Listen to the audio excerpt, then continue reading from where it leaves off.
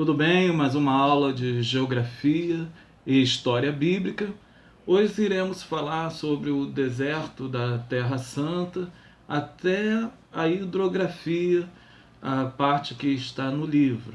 Então, iremos conversar, falar um pouquinho sobre a hidrografia, o deserto, para que nós possamos, assim, compreender melhor esse ato da natureza em Israel. De antemão, eu gostaria de pedir desculpa mediante a voz que possa estar falhando em algum dado momento, que eu estou com aquela infecçãozinha antiga que eu tenho no meu pulmão e ela está me dando um pouco de febre, a voz não está boa também, mas vamos trabalhar, né? Graças a Deus por isso. Então, primeiro vamos falar sobre deserto.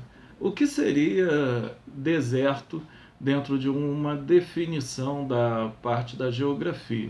Seria uma zona árida, né, onde tem poucas precipitações atmosféricas e ela acaba se tornando até mesmo irregulares ou escassas, dependendo do local. Em Israel, o índice pluviométrico em alguns desertos são de 500 mm de água. Então é muito pouco essa quantidade de água nos desertos e acabam assim trazendo esse aspecto, né, de pouca vida, de pouca resistência naqueles locais. Dentro da ecologia, quando nós falamos de deserto, é sempre estabelecido que é onde tem um bioma com baixa diversidade, perdão, é um bioma com baixa diversidade, existe poucas quantidades de animais naqueles locais, então por isso acaba sendo um local onde a vida ela não é muito abundante. Dentro de Israel existem alguns desertos que são desertos mais conhecidos e nós iremos ver alguns deles. Tem o deserto do Sinai, que fica entre uma península montanhosa, ele é muito extenso, tem 60 mil quilômetros quadrados, é chamado também de deserto da Lua, ou porque, né, via a Lua de uma forma bem clara naquele local, e era ali feito também antigamente, quando se vê as religiões mais primitivas, a adoração ao deus Sim, ou a deusa Lua, que era ali dado de forma bem significativa àqueles habitantes daquela época. O outro deserto mais famoso também é o deserto da Judéia. O deserto da Judéia ele é delimitado pelas montanhas da Judéia, que vai ficar a parte oeste, e pelo Mar Morto, que vai ficar ao leste. É um trecho de 1.500 quilômetros quadrados, aproximadamente. Ele tem sítios arqueológicos fantásticos dentro daquele local. Tem alguns mosteiros também, que traz um panorama bem primitivo dentro daquele local. E é interessante ali esse deserto da Judéia, que ele acaba trazendo um aspecto de lugar até bonito, porque ele tem uns contrastes dentro de alguns oásis que tem dentro daquela localidade, e esses oásis acabam trazendo uma forma mais bonita, né, onde os turistas vão, tomam banho. Eu coloquei até alguns no slide para que vocês possam ver, onde que tem uma cachoeira, um local bem bonito. E esse deserto também ele fica muito conhecido porque era o lugar aonde João Batista vinha, né, clamando, gritando ali, mediante pregando, e aonde Jesus foi levado pelo Espírito Santo ao deserto. Outro três desertos, é o deserto de Jericó, o de Bet-Aven, ou Aven, e o deserto de Gabaon. Esses desertos são desertos menores, aonde tem uma certa especificação para a parte estratégica militar de Israel.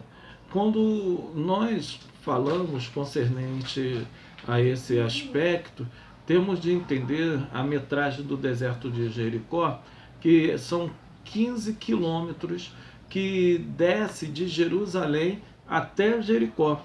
Então é uma parte onde pode ser usada para questão militar, de manobras, até mesmo de defesa de Israel.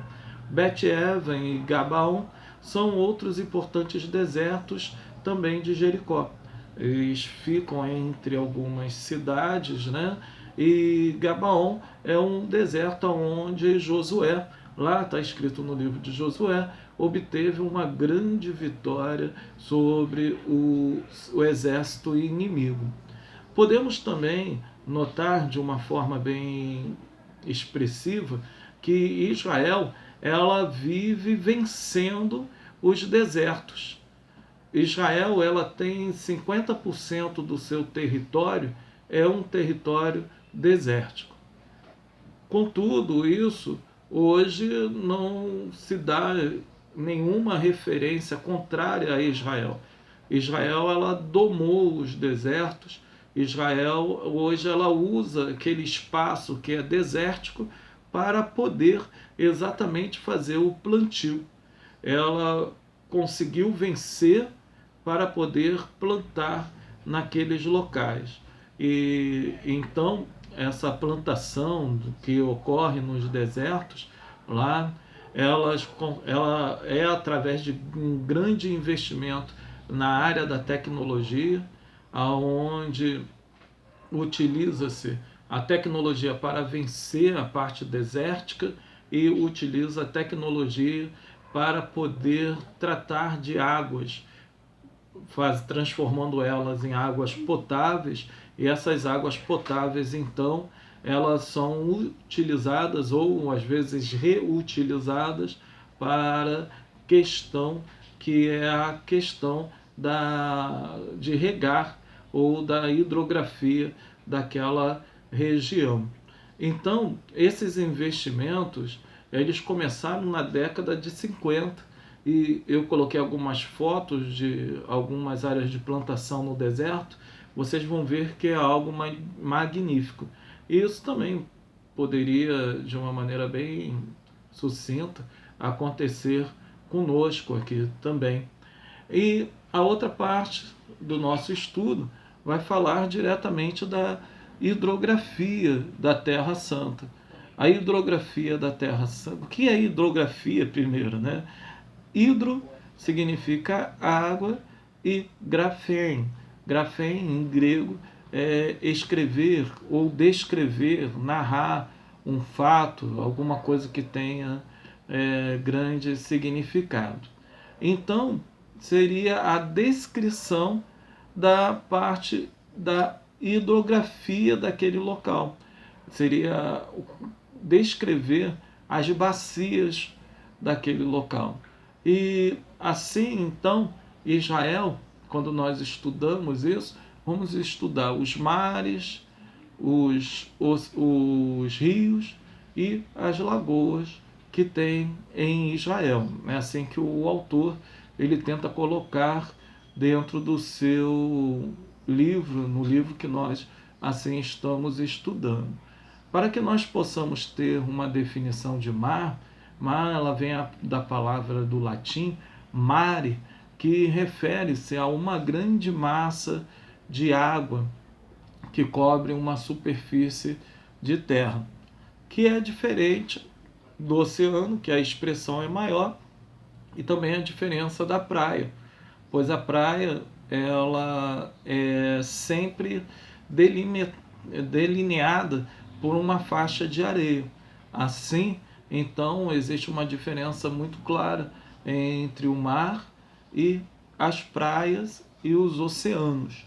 Então, quando fala-se de Israel, nós falamos sempre de mar, pois não é banhada por nenhum oceano. Terminamos o primeiro vídeo, já nos direcionamos para o segundo.